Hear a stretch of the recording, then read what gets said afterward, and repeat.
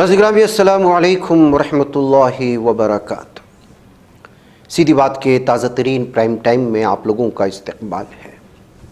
ناظرین گرامی، بعض دفعہ دھارمک نفرتیں یا ایک دوسرے کی نفرتیں اس قدر اس میں اضافہ ہو جاتا ہے کہ ایک انسان اس سوچنے پہ مجبور ہو جاتا ہے کہ انسان کی نفرت اس حد تک گھٹیا ہو سکتی ہے یا اس حد تک سطحیت تک پہنچ سکتی ہے کہ وہ دوسرے دھرم کے لوگوں کو یا ایک شخص کو تکلیف پہنچانے کے لیے اپنے ہی قوم کے لوگوں کی جان لے لے۔ دراصل یہ سوال ہے اپوروانند کا، جنہوں نے کرناٹک میں کچھ دن پہلے بیلگاوی کے ایک دیہات میں پیش آنے والے واقعے کے حوالے سے بڑی ہی تشویشناک اور ایک سنجیدہ تحریر لکھی۔ ان کا ماننا ہے کہ آپ اس کنویں میں زہر ڈال دیں گے جس کا پانی آپ کے بچے پیتے ہیں، کیونکہ اس کا الزام پڑوسی پر لگا کر اسے بدنام کیا جا سکتا ہے یا سزا دلوائی جا سکتی ہے۔ کیا اپنے بچوں سے محبت سے زیادہ قومی جذبہ پڑوسی سے نفرت کا ہے؟ اس سوال پچھلے کئی دنوں سے پیچھا نہیں چھوڑ رہا، کیونکہ کرناٹک کا وہ واقعہ رہ رہ کر یاد آ رہا ہے جس میں ایک ہندوتوا تنظیم رام سینا کے کارکنوں نے ایک اسکول کے پانی میں زہر ملوایا۔ ان کا خیال تھا کہ اس کا الزام اسکول کے ہیڈ ماسٹر کے سر جائے گا اور اسے سزا ہوگی۔ یہ کہنے کی ضرورت نہیں کہ ہیڈ ماسٹر مسلمان ہے۔ کرناٹک کے بیلگاوی ضلع کے ہلی کٹی گاؤں کے اسکول کی ٹینکی میں جہاں شری رام سینا کے لیڈر ساگر پاٹل اور اس کے دو ساتھیوں کو کیڑے مار دوا ملانے کے الزام میں گرفتار کیا گیا۔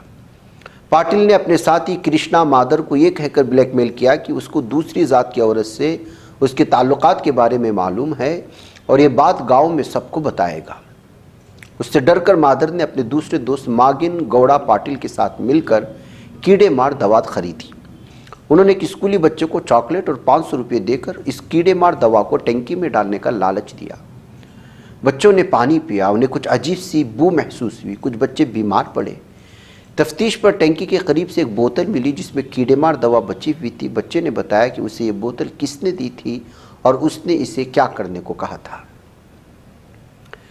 شکر ہے کوئی ہلاک نہیں ہوا۔ کیا اسے سازش کرنے والوں کے حق میں دلیل کے طور پر استعمال کیا جا سکتا ہے کہ شاید ہندوتوا وادیوں نے کیڑے مار ادویات کے اثرات کے بارے میں معلوم کر لیا ہو کہ اس سے موت نہیں ہوگی، لیکن اصل کام ہو جائے گا، یعنی ہیڈ ماسٹر کو اس کا ذمہ دار ٹھہرایا جائے گا اور اسے کسی نہ کسی طرح سے سزا دلوائی جائے گی۔ مقصد بچوں کو مارنا نہیں تھا بلکہ ہیڈ ماسٹر کو بدنام کرنا تھا۔ ارادہ نیک تھا، خواہ اس پر عمل کرنے کا طریقہ کچھ غلط رہا۔ مسلمان کو کسی نہ کسی طریقے سے ہراساں کرنے سے بڑھ کر مذہبی کام کیا ہو سکتا ہے؟ اور کیا ہماری صحیفوں میں بھگوان کرشن نے بھی اپنے دشمنوں کو شکست دینے کے لیے فریب کا سہارا نہیں لیا تھا؟ یہ اپوروانند لکھ رہے ہیں۔ رام سینا کے ان کارکنوں کو گرفتار کر لیا گیا۔ امید ہے کہ پولیس ان پر مقدمہ چلانے میں ثبوت جمع کرنے اور پیش کرنے میں مستعدی کا مظاہرہ کرے گی اور وہ مالیگاؤں میں دہشت گردانہ تشدد کے ملزمان کی طرح بچ نہیں پائے گی۔ عام طور پر پولیس اور عدالتیں بھی ایسے معاملات میں کچھ نرمی کا مظاہرہ کرتی ہیں جن میں ملزمان ہندو ہوتے ہیں، کیونکہ کہیں نہ کہیں انہیں لگتا ہے کہ یہ غریب لوگ قوم کے لیے ہی کام کر رہے تھے۔ فرض کیجئے اگر اس کا بچوں پر زیادہ شدید اثر ہوتا اور دوا کی بوتل نہ ملتی اور نہ ہی وہ بچہ پکڑا جاتا جس نے دوا ڈالی تھی، پھر ہیڈ ماسٹر کا کیا حال ہوتا؟ تو کیا کرناٹک کے ایک دیہی اسکول کی خبر قومی خبر بن گئی ہوتی؟ کیا ٹی وی چینل اور اخبارات دن بھر اس خبر کو چیخ چیخ کر نہیں سنا رہے ہوتے؟ ہندوتوا کے گنڈوں کا مقصد اسکول کے ہیڈ ماسٹر کو ہراساں کرنا تھا، لیکن اس خبر سے مسلمانوں کے بارے میں نفرت پھیلانے میں کتنی آسانی ہوتی۔ شکر ہے ایسا نہیں ہوا، لیکن سوال یہ ہے کہ میڈیا نے ہندوتوا گنڈوں کی اس گھناؤنے فعل کو کیوں دبایا؟ اس سے یہ بھی ظاہر ہوتا ہے کہ ہمارے میڈیا کو ملک کے عوام سے کوئی ہمدردی نہیں ہے اور وہ محض مسلم دشمنی کا پروپیگنڈا کرنے والے بن گئے ہیں۔ وہ لوگوں کی ہندوتوا تنظیموں کی حقیقت بتانا بھی نہیں چاہتے۔ اسی میڈیا نے کورونا وبا کے دوران ہفتوں تک دن رات ایک فرضی خبر نشر کی جو سراسر جھوٹ تھی کہ تبلیغی جماعت کے لوگ ملک میں کورونا پھیلانے کی سازش کر رہے ہیں۔ ہم نے اس وقت تقریباً روزانہ مختلف میڈیا سے خبریں بھی سنی تھی کہ مسلمان سبزیوں، پھلوں، کھانے پینے کی چیزوں پر تھوکتے ہیں۔ یہ سب جھوٹ تھا، لیکن اس بھیانک جرم کے لیے کسی پر مقدمہ نہیں چلایا گیا۔ بالآخر اس جھوٹ کی وجہ سے ہزاروں مسلمانوں کی روزی روٹی متاثر ہوئی اور کئی گرفتار ہوئے۔ عدالت میں ثابت ہوا کہ یہ سب جھوٹ تھا۔ عدالتوں نے مسلمانوں کو الزامات سے بری کر دیا، لیکن انہوں نے جھوٹ بول کر مسلمانوں کو پھنسانے کے جرم میں پولیس، حکومت ہند اور دہلی حکومت کے اہلکاروں اور ٹی وی چینلوں کے خلاف کارروائی کرنے کے بارے میں سوچا بھی نہیں۔ کیوں؟ ہندوؤں میں مسلمانوں کے خلاف شک اور نفرت پھیلانے کے لیے جھوٹ کا استعمال جائز سمجھا جاتا ہے۔ یہ راشٹریہ سیوم سیوک سنگھ کی نسلوں سے آزمودہ حکمت عملی ہے۔ کرناٹک کے اس واقعے کے بارے میں پڑھتے ہوئے للت واچھانی کی فلم مین ان دی ٹریز کی یاد آ گئی۔ اس فلم میں RSS کی سینئر سیوم سیوک دیس راج گوئل کا انٹرویو، ان کے بہت بات کی نسل کے ایک دوسرے سیوم سیوک کا انٹرویو بھی شامل ہے۔ گوئل بتاتے ہیں کہ 1947-48 میں جب ہر وقت فسادات ہو رہے تھے، ان کا شہر موگا کچھ پرامن تھا۔ سنگھ کے لوگ ان پر تنقید کرنے لگے، آخر ان کے رہنے کا کیا فائدہ اگر مسلمان ان کے شہر میں چین سے ہیں۔ پھر گوئل ان کے ساتھیوں نے مل کر پوسٹر بنایا جس میں لکھا تھا کہ رمضان کے مہینے میں کافروں کو مارنے سے ثواب ملتا ہے۔ یہ پوسٹر شہر کے مختلف مقامات پر لگائے گئے۔ شہر بھر میں خوف و ہراس پھیل گیا۔ ہندوؤں نے اسلحہ خریدنا شروع کیا۔ تشدد پھوٹ پڑا۔ اس تشدد میں گوئل صاحب کی گائے کی دیکھ بھال کرنے والے گاما مارا گیا۔ وہ مسلمان تھا۔ گوئل کو صدمہ ہوا، گویا وہ اس کے قتل کے لیے ذمہ دار ہو۔ گوئل صاحب کے بعد کی نسل کے RSS کے ایک سابق سیوم سیوک نے بھی اپنی نوعمری کا ایک واقعہ سنایا۔ ان کی شاخہ میں شاخہ سنچالک کی ہدایت پر 13-14 سال کے بچوں نے ایسے خط لکھے جس سے یہ وہم پیدا ہوتا تھا کہ مسلمان ہی ایک دوسرے کو لکھ رہے ہیں۔ ان میں لکھا تھا کہ ہم نے اپنے گھر پر اتنا اسلحہ اور ہتھیار خرید رکھا ہے، تم کیا کر رہے ہو؟ فلاں فلاں تاریخ کو ہندوؤں کو ٹھکانے لگانا ہے۔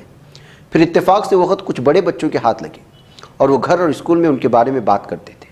اس سے خوف اور شک کا ماحول پیدا کرنے میں مدد ملی۔ کچھ والدین نے اپنے بچوں کو شاخہ میں بھیجنا بند کر دیا، لیکن بہت سے لوگوں نے اپنے بچوں کو شاخہ میں داخل کرایا۔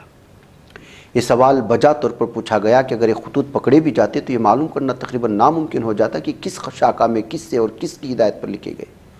ان سے ہندوؤں کے ذہنوں میں مسلمانوں کے بارے میں شکوک پیدا ہوئے۔ یہ بھی ممکن تھا کہ مسلمانوں کے خلاف تشدد بھی ہوتا، اس کا ذمہ دار کون ہوتا اور وہ کیسے پکڑا جاتا۔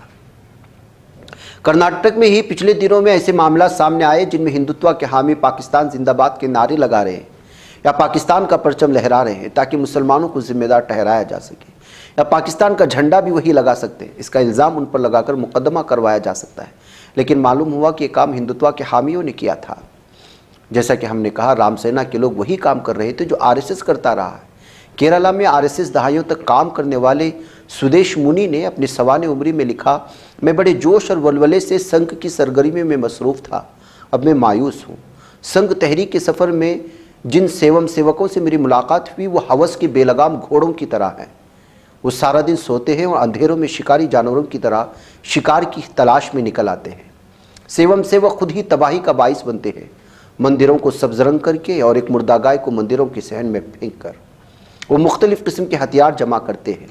ہر سیوم سیوک شیطانی سرگرمیوں کے اتاہ اور خطرناک پاتال کی طرف بڑھ رہا ہے۔ فیلکس پال اور نیہا چودھری کے اس مضمون میں منی اور 4 دیگر سابق سیوم سیوکوں کی سوانح عمریوں کی مدد سے بتایا گیا ہے کہ کس طرح RSS جھوٹ کی مدد سے تشدد کو ہوا دیتا ہے۔ بہت سی جگہوں پر وہ خود تشدد کرتے ہیں تاکہ الزام مسلمانوں پر ڈالا جا سکے۔ مالیگاؤں تشدد کیس میں ہندوتوا کارکنوں کی رہائی کے حالیہ فیصلے میں عدالت نے لکھا کہ اس کی تحقیقات میں کافی لاپرواہی کی گئی۔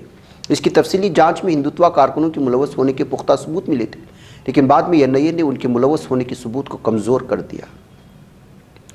RSS کی 3 پرچارکوں کو 2007 کے اجمیر شریف بم دھماکے کے لیے مجرم ٹھہرایا گیا اور سزا سنائی گئی۔ عدالت نے اس بات پر برہمی کا اظہار کیا کہ تفتیشی ایجنسی نے RSS کی سینئر عہدیداروں جیسے پرگیا ٹھاکر، اندیش کمار کے کردار کی تحقیقات میں سستی کا مظاہرہ کیا۔ کرناٹک کا واقعہ دل دہلا دینے والا ہے، لیکن ہمارے معاشرے نے اسے نظر انداز کر دیا۔ تو کیا ہندو سماج نفرت میں اس قدر خودکش ہو چکا ہے کہ وہ اپنے بچوں کی قربانی دینے کو تیار ہے اگر اس سے مسلمانوں کو اور ہراساں کرنے کا کوئی بہانہ مل سکے؟ تو ناظرین گرامی، پورونند نے بہترین انداز میں RSS کی سازشوں کو اپنے تمام دلائل کے ساتھ پیش کرنے کی کوشش کی ہے۔ تاریخ کے حوالے سے اسکول کی ٹینکی میں کیڑے مار دوا شامل کرنے کے اس بھیانک واردات کے بعد مجھے اجازت دیں۔ السلام علیکم ورحمۃ اللہ وبرکاتہ۔